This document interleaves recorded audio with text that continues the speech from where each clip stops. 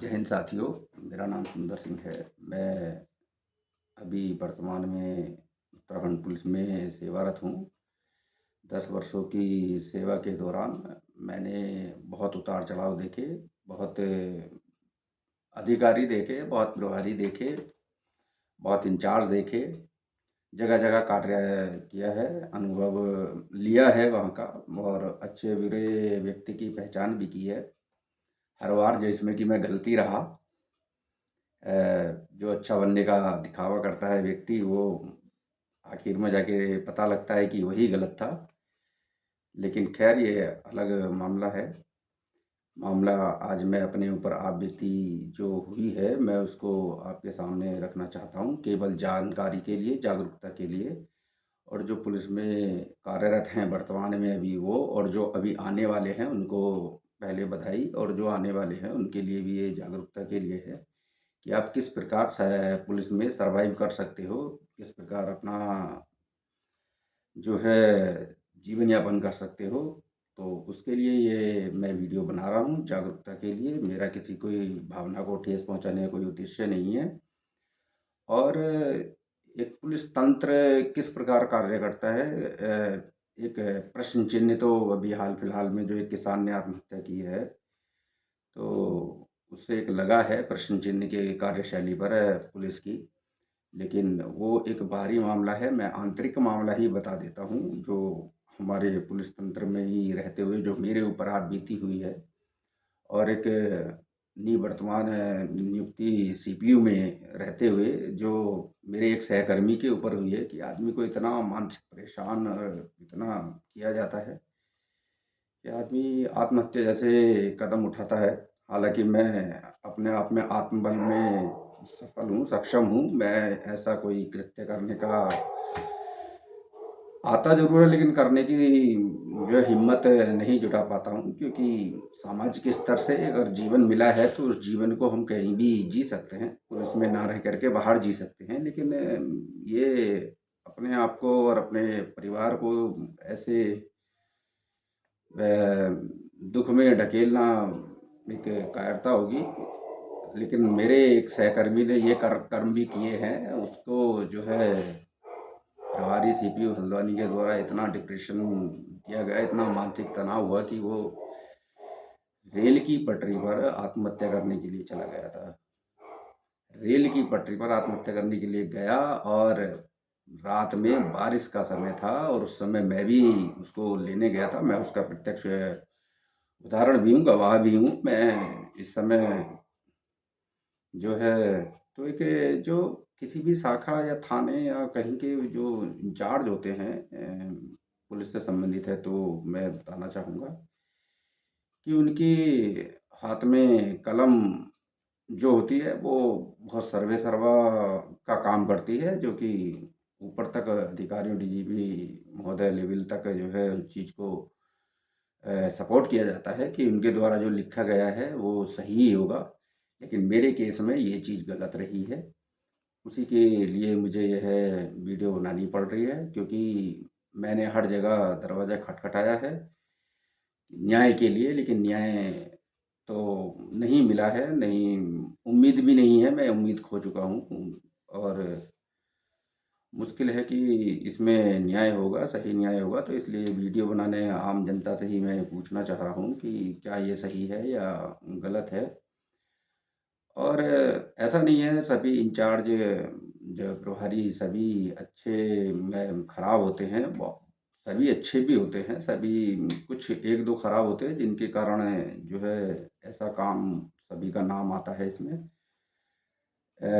वर्तमान जो सीपीयू प्रभारी हैं, मैं उनका नाम तो नहीं लूँगा, मैं नाम इसमें किसी का उजागर नहीं करूँगा, क्योंकि मेरे पास लिखित प्रमाण हैं सारे के सारे, साक्ष्य हैं, लिखित में हैं, सब के सब। मैं कहीं भी दिखाने के लिए बिल्कुल स्वतंत्र हूँ, मैं कहीं भी दिखा सकता हूँ, और निडरता से दिखा सकता हूँ। तो अभी 2023 के बाद जो सीपीयू प्रभारी बने, आज तक मेरे संज्ञान में तो आया नहीं है कि कहीं का उनको प्रभार मिला हो। लेकिन निवर्तमान कप्तान थे, जो हाल फिलहाल उनका भी प्रमोशन हुआ है, डीआईजी बन गए हैं। उनके द्वारा पता नहीं क्या सोचकर उनको जो है प्रभार एक शाखा का प्रभारी बनाया गया। जिस आदमी ने आज तक मेरे संज्ञान में तो कोई थाना चौकी किसी शाखा का कोई प्रभारी रहे नहीं। तो आकुशल लोगों को जब नेतृत्व मिलता है तो क्या होता है, उसके ऊपर ये वीडियो बना रहा हूँ। तो उसमें अकुशल का सारा एक-एक चीज़ मेरे पास लिखित प्रमाण है और उनके प्रभारी बनने के बाद से ही ये दशाएँ और ये कंडीशन शुरू हुई कि उनके द्वारा जो हठधर्मिता, स्वेच्छाचारिता और इससे भी बढ़ के आईपीएस लॉबी की जो अ, आदेशों की अवज्ञा है, उच्च अधिकारी आईपीएस, यूपीएस, सीपीयू में और ट्रैफिक निदेशक इनके आदेशों की जो अवज्ञा प्रभारी द्वारा की गई, तो वो कहीं न कहीं हम कर्मचारियों को डिप्रेशन और उसका बहुत बड़ा कारण रहा है कि उनके द्वारा आदेशों की अवज्ञा की गई और अपनी तानाशाही कहेंगे, हो सकता है इसको तानाशाही कह सकते हैं कि उसमें अपना वो चलाते रहे, शाखा को चलाया उन्होंने तो फिर उसमें ज़ाहिर-सी बात है कहीं न कहीं इम्पैक्ट होता ही है, प्रकृति का नियम है, बैलेंस बना के रखती है। तो उसमें उसका इम्पैक्ट हमारे ऊपर पड़ा तो हमने उसकी आवाज़ भी उठाई। हमने सीओ ट्रैफ़िक नैनीताल और एसएसपी नैनीताल और निदेशक यातायात को भी हमने अवगत कराया था। किंतु उनके द्वारा भी कोई ये शोषण और जो उत्पीड़न हुआ और जो ये मानसिक तनाव का कारण रहा, तो उनके द्वारा कोई इतना वो ध्यान दिया नहीं गया, बशर्ते उनकी प्रभारी की इतना हौसला अफ़ज़ाई हुई कि उसने जो है फिर तो खुल के अपना तानाशाही रवैया जारी रखा। आदेश की अवज्ञा लगातार करते रहे हैं, किसी भी अधिकारी ने उस तरफ ध्यान भी नहीं दिया है कि जो आप आदेश की अवज्ञा क्यों कर रहे हो, ना ही और मैं कर्मचारी हूँ, मैं अगर ऐसा कर देता तो करते क्या हो ही गया है, उसके बाद भी ऐसा कारण अ, हु हुआ है, उसके बाद भी ऐसा कोई कार्रवाई तो हुई नहीं है उनके खिलाफ, ना ही होगी शायद। अब मैं इसमें आरोप हो जाएगा वो, मैं उसको आरोप को लगाना नहीं चाहता है, ना मैं बोलना चाहता हूँ। और मैं एक चीज़ और बताना चाहूँगा अपनी आप बीती कि विगत वर्ष जो है बहुत से आदेश निर्देश आए, उनको हमने लागू करने के लिए प्रभारी महोदय से कई बार मीटिंग में भी और व्यक्तिगत भी वैसे बोला कि आप इन आदेशों को लागू करिए उच्च अधिकारियों के। तो उल्टा और हम ही को जो है उन्होंने डराया धमकाया और हमने पूर्व में ही सूचना दे दी थी उच्च अधिकारियों को कि ये हमारा अहित कर सकते हैं, कृपया करके इनके आतंक से बचा लें हमें। लेकिन उस ओर ध्यान नहीं दिया मैं सीओ ट्रैफिक महोदय ने भी। यहाँ तक कि देखिए ये मानसिक तनाव का जो कारण मैं बता रहा था, मैंने कहा कि मैं दोबारा व्हाट्सएप के कोई प्रार्थना पत्र देते हैं तो प्रभारी ऊपर नहीं पहुँचाया उन्होंने, वो आगे बढ़ाया ही नहीं, तो उनको सूचना कैसे होगी? और हम व्यक्तिगत फ़ोन पे दें तो हम आचरण अनुशासनहीनता कर रहे हैं तो सब कुछ तो उन्हीं के हाथ में है, तो वो सुनेंगे भी उन्हीं की। तो दोबारा व्हाट्सएप पे मैंने सीओ ट्रैफिक के तत्कालीन मैंने उनसे कहा कि सर क्या मैं पत्नी सहित आत्महत्या करूँ? क्या करूँ सर मैं जब मैं इतना मानसिक दबाव में चल रहा हूँ तो। तो तत्कालीन लगभग मार्च-अप्रैल की बात होगी, विगत वर्ष 2025 की। उन्होंने अपने कार्यालय में मुझे बुलाया, बुला कर के उन्होंने मुझे समझाया, मुझे डाँटा, डराया, धमकाया भी और डाँटा भी, प्यार से समझाया भी कि आप ऐसा बिल्कुल कृत्य नहीं करेंगे, आप अनुशासित फ़ोर्स में हैं और आपकी जो समस्या है उसको समाधान मैं करूँगा और उन्होंने किया भी। जैसा कि हुआ था कि बाहरी ड्यूटी हेतु मैंने एक पत्नी के स्वास्थ्य को लेकर बाहरी ड्यूटी से छूट माँगी थी, वो सीओ ट्रैफिक महोदय ने मुझे दे दी छूट। पत्नी के जो है प्रसव के बाद ऐसी घटनाएँ गुज़री जिसका वो मौके का वो इंतज़ार कर रहे थे। प्रभारी सीपीओ हल्द्वानी, मैं नाम नहीं लूँगा उसका। तो वो इंतज़ार कर रहे थे, वही हुआ। मैं चैनल वाइज़ पहले उनसे कहा कि सर मेरा बाहर का जाने का आदेश है, मैं नहीं जा स मैं मेरा नाम नामित क्यों किया आपने? तो वही है, अपनी स्वेच्छाचारिता, हठधर्मिता है उनके द्वारा। तो उन्होंने कुछ इतना रेस्पॉन्स नहीं किया, आगे बात करिए करके। फिर मैं आगे गया सीओ ट्रैफिक साहब के पास। सीओ ट्रैफिक ने भी कहा कि मैं बात करता हूँ, कप्तान साहब से बात हुई, उन्होंने कहा कि आप अब वहीं चले जाइए उनके ऑफिस। तो निवर्तमान कप्तान, उनका व्यवहार मुझे इतना संवेदनहीन लगा। उस समय तो मैंने डिप्रेशन में बोला था कि संवेदनहीन है, असफल हैं, लेकिन मैं आज ऑन रिकॉर्ड अभी कह रहा हूँ, पूरे होश हवास में ये बता रहा हूँ कि वो इतने संवेदनहीन थे कि मतलब जिसकी पत्नी अभी 10-15 दिन पहले हॉस्पिटल से आई है और ऑपरेशन हुआ है और उसको समस्या है और आदेश भी है, और प्रभारी के द्वारा इतना शोषण और उत्पीड़न किया जा रहा है, तो उसको ना देख करके उनके द्वारा भी कोई इतना रेस्पॉन्स किया नहीं गया। बशर्ते हमें तो भाई अ, जब हम अनुशासित फोर्स में हैं तो आदेश के पालन करना हमारा ये जिम्मेदारी होती है। मैं चला गया। ड्यूटी तो मैं गया ही, लेकिन उससे जाने से पहले उसके बाद इतना मानसिक तनाव में मैं आया, इतना आया कि इस कंडीशन में अपने नवजात बच्चे को और बड़े ऑपरेशन होके पत्नी को छोड़ करके क्या मैं मर जाऊं। मैं बहुत ही ज़्यादा डिप्रेशन में, बहुत ही ज़्यादा मानसिक तनाव में, बहुत ही बता नहीं सकता उस बात की सिचुएशन। तो मैंने और कुछ नहीं तो सोशल मीडिया में, फेसबुक में मैंने कुछ 4 पंक्तियाँ कप्तान साहब के लिए लिखी कि असंवेदनशील कप्तान, असफल कप्तान। क्यों? क्योंकि प्रभारी के द्वारा जो डिप्रेशन दिया गया था, जो उन्होंने नामित किया था आदित्य की अवज्ञा करके, तो उस लेवल में मैंने वो लिखा, उसके फेवर में लिखा, यानी कि उन्हीं के द्वारा मुझे उकसाया गया था कि ये ऐसा काम करे।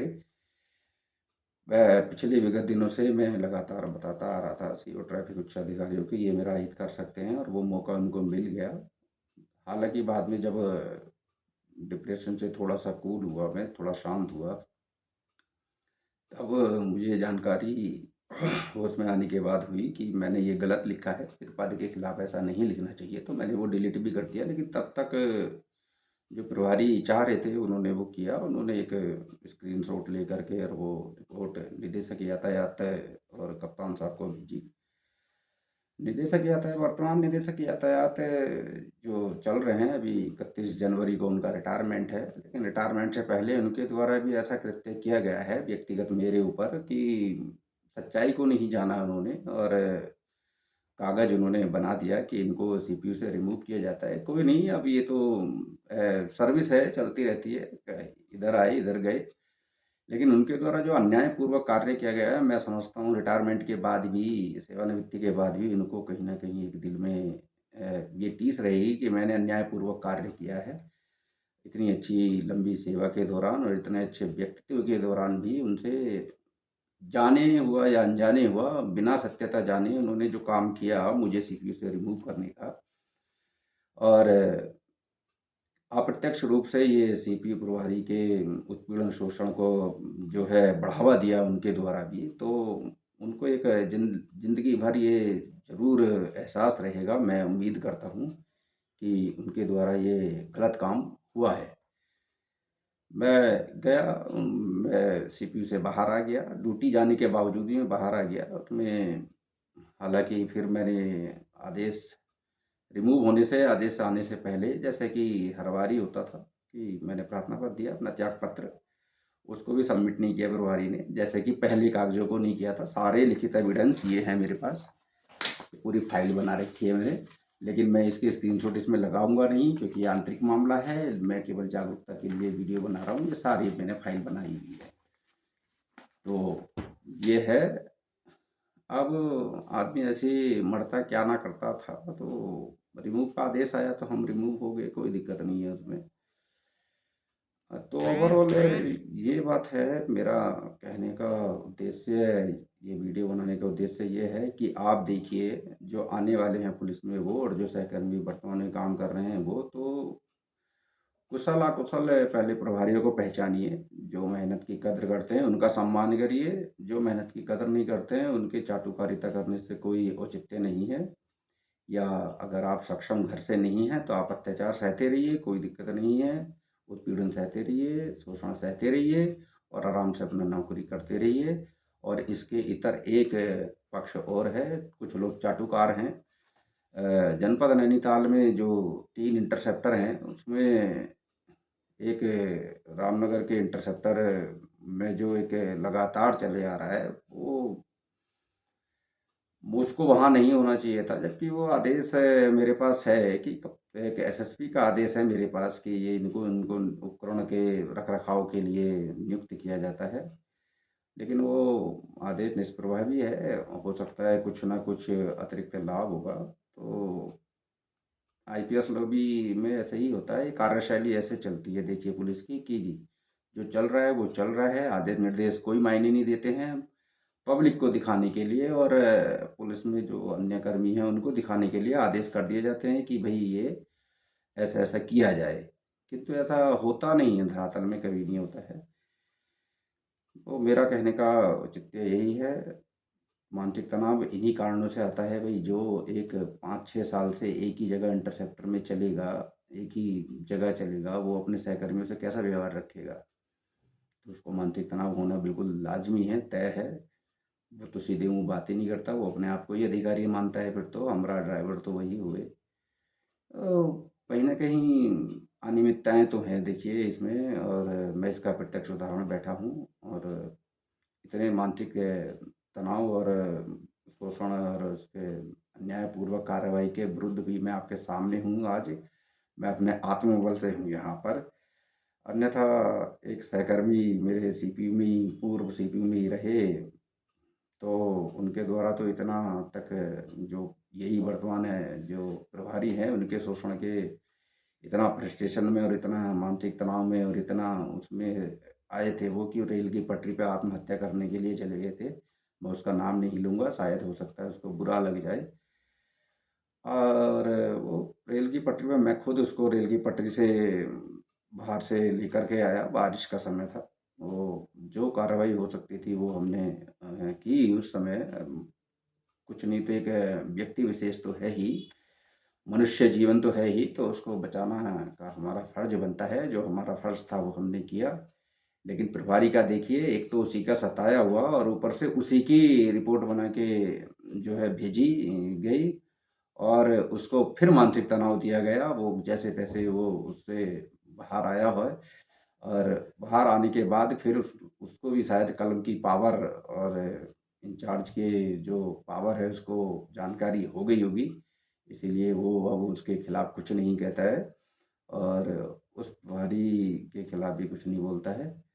और ठीक है, वो अब अपना नॉर्मली रह रहा है, और वो भी शोषण और उत्पीड़न सहने का आदी हो गया है। अच्छा है उसने विड्रॉल किया। और लेकिन मैं ये सब चीज़ को विड्रॉल नहीं कर सकता हूँ। मैं शोषण उत्पीड़न को वापस नहीं, पीछे कदम नहीं खींच सकता हूँ। मैं शोषण उत्पीड़न के विरुद्ध में आवाज़ मुखर करूँगा, करता हूँ। कुछ नहीं तो मैं मज़दूरी करके खा सकता हूँ, मैं अपनी खेती-किसानी करके खा सकता हूँ, लेकिन मैं गलत का साथ कभी नहीं दूँगा। और ये बात मैं ही नहीं कह रहा हूँ। अ, अभी हिमाचल में आईपीएस श्री संजीव गांधी जी हैं, मैं तो उनके द्वारा भी मैं उनकी बातों से काफ़ी प्रभावित हुआ हूँ कि मैं अपनी नौकरी छोड़ना पसंद करूँगा, लेकिन मैं अन्याय के खिलाफ कभी नहीं जाऊँगा। सॉरी, न्याय के खिलाफ जो है कभी नहीं जाऊँगा, अन्याय को कभी नहीं सहूँगा। और चाहे कोई कितना भी प्रेशर दे, लेकिन वो निष्पक्ष होकर के कार्रवाई के लिए उन्होंने कहा है, तो मैं उनसे काफ़ी प्रेरित हूँ। और अच्छी बात है कि आज भी आईपीएस लॉबी में इतने अच्छे, ईमानदार और सभ्य व्यक्ति हैं जो न्याय को सर्वोपरि रखते हैं। अन्यथा निवर्तमान कप्तान के द्वारा तो, और निदेशक यातायात उत्तराखंड श्री एनएस, अब उनका नाम पूरा नहीं ले सकता मैं, उनका रिटायरमेंट अभी 31 तारीख को है, तो अच्छा रहेगा कि उनकी एक अच्छा सेवानिवृत्ति हो, यादगार हो। शुभकामनाएँ हैं उनको अपना जीवन के लिए, अग्रिम जीवन के लिए। और उम्मीद करता हूँ कि आगे से सेवानिवृत्ति के बाद जहाँ भी जाएँगे वहाँ पर एक अच्छा न्यायपूर्वक कार्य करेंगे, तो हमें भी खुशी होगी। और अच्छे व्यक्ति हैं वैसे वो। और वर्तमान कप्तान सर को तो नैनीताल सर को तो मैं उधमसिंह नगर से जानता हूँ, संबद्धा के दौरान ही उनसे वहाँ पे थोड़ी बहुत वो बहुत ही कम समय के लिए उनके व्यवहार की जानकारी हुई। अच्छे हैं, डॉक्टर साहब हैं। एक डॉक्टर और हैं, डॉक्टर सदानंद दाते, आईपीएस सर। उनकी उत्तराखंड में वापसी हो गई है। मैं बहुत ही प्रसन्न हूँ कि वो वापसी कर गए हैं। तो दोनों ही अधिकारी बहुत अच्छे हैं, मेरे व्यवहार से तो अभी भी बहुत अच्छे हैं। जो तथ्य है वो सामने है, और जो तर्कहीन बात करता है वो तर्कहीन बात करता है। अन्य भी बहुत सारी बातें हैं, मैं ज़्यादा लंबी वीडियो बना नहीं सकता हूँ। इतनी वीडियो बनाने का मेरा उद्देश्य है। मेरा कहने का एट लास्ट ये है कि, और हाँ, एक एक चीज़ और रही है। एक पुलिस में मानसिक तनाव के लिए ये संवाद ऐप लॉन्च किया था माननीय मुख्यमंत्री जी ने।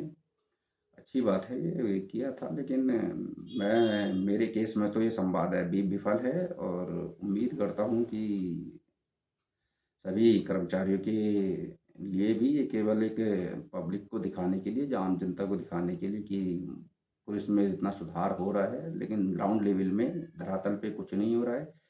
जब आदेशों की अवज्ञा ही हो रही है, आदेशों का पालन ही नहीं किया जा रहा है। मेरे पास इतने इतने ये सब उदाहरण हैं। मेरे पास इतने आदेश निर्देश ये सब हैं जिनका पालन ही नहीं हो रहा है। तो ये सब बेईमानी सी लगती है अपने आप में। अब मैं क्या कह सकता हूँ इसमें। कार्रवाई तो हो गई है। अब वहाँ से सीपीयू से हटने के बाद भी कोई यही नहीं रुके हैं। एक सहानुभूति होती है कि भाई इस लेवल से अगर उत्पीड़न शोषण के खिलाफ आवाज़ उठाने पर इनको वापस किया गया है, तो पुनः जनपद वापसी में लाइन में आकर के कुछ उसका समाधान किया जाए, या कुछ किया कहा जाए, या किया जाए। तो उसमें भी कोई इतना प्रतिसाद निरीक्षक के द्वारा भी बड़ा अच्छा रेस्पॉन्स नहीं मिला है। और 3 दिन की छुट्टी में 1 दिन की छुट्टी और काट ले रहे हैं। इससे बड़ी हास्यास्पद क्या बात रहेगी। मैं नहीं समझता हूँ कि आजकल न्याय बचा है। और अगर यही सब चलता रहा तो व्यक्ति ऐसे ही, ये सुखवंत किसान की तरह ऐसे ही आदमी ज़्यादा डिप्रेशन में आएगा, तो अपने आप को अहिति करेगा। फिर बच्चे का तो देखा जाएगा, जीवन है वो जिएंगे वो भी किसी तरह। लेकिन मेरा ये कहना है कि क्या अन्याय को बढ़ावा देने के स्थान पर अगर उसको न्याय समय से मिल जाए तो एक जीवन बच सकता है। तो क्या ज़रूरी है कि जगाने के लिए किसी को ऐसा कदम उठाने की आवश्यकता पड़े? मैं तो कदम नहीं उठाऊँगा। हालाँकि मैं तो चाहता हूँ कि मेरे जीते जी न्याय हो तो ज़्यादा अच्छा है। इनफैक्ट पुलिस में रहते हुए न्याय हो तो ज़्यादा अच्छा है। और निदेशक सर से भी मैं जो है उम्मीद कर रहा हूँ कि जाते-जाते अगर न्याय करें तो ज़्यादा अच्छा है, सभी के लिए एक उदाहरण पेश होगा। बस मैं अपनी वाणी को यहीं विराम दूँगा। मैंने जो कहना था मैंने कह दिया है, और आने वाले लोगों को शुभकामनाएँ। अगर आप अच्छे चाटुकार हैं, तब आप सर्वाइव कर पाएँगे यहाँ, अन्यथा आप यहाँ नहीं सर्वाइव कर पाएँगे। बाकी 3 सहकर्मियों के कृत्य को मैं बाद में अलग से वीडियो बनाकर डालूँगा। उनके कृत्य बहुत ही शर्मनाक रहे हैं। हमने उनके लिए सब कुछ किया है, किंतु उनके लिए ठीक व्यवहार नहीं है उनका भी। वो चाटुकारिता के उदाहरण रहे हैं तीनों। मैं, हो सकता है व्यक्तिगत मेरे से पता कर सकते हैं आप। तो आने वाले लोग और जो वर्तमान में पुलिस में नियुक्त हैं, तो आप चाटुकार बनेंगे तो शायद सर्वाइव कर पाएंगे, अन्यथा आपकी बलि यूं ही चढ़ती रहेगी। जिस प्रकार जो है अन्य लोगों को अहित किया जाता है, सब कुछ जानते हुए भी अहित करना, और उसको जो है इतना डिप्रेशन में पहुंचा देना कि वो कुछ ना कुछ गलत कदम उठा ले, तो ये बहुत सोचनीय विषय है। मैं सभी आईपीएस लॉबी से भी अपील करता हूँ कि कृपया करके न्याय करें, और कहीं न कहीं अपना एक सॉफ्ट कॉर्नर बनाकर रखें। काम हमें वही करना है, चाहे आप प्यार से काम कराएँगे तो और ज़्यादा बेटर और वो कुशलतापूर्वक काम करेंगे। और डर में, जैसे कि निवर्तमान कप्तान साहब के उसमें रहे, तो काम की क्वालिटी बिल्कुल बेकार ही रहेगी। हम चाहते हैं कि एक उत्साहपूर्वक काम किया जाए, जिससे कि आम पब्लिक को अच्छे से अच्छी सेवा हम प्रदान कर सकें। जय हिंद।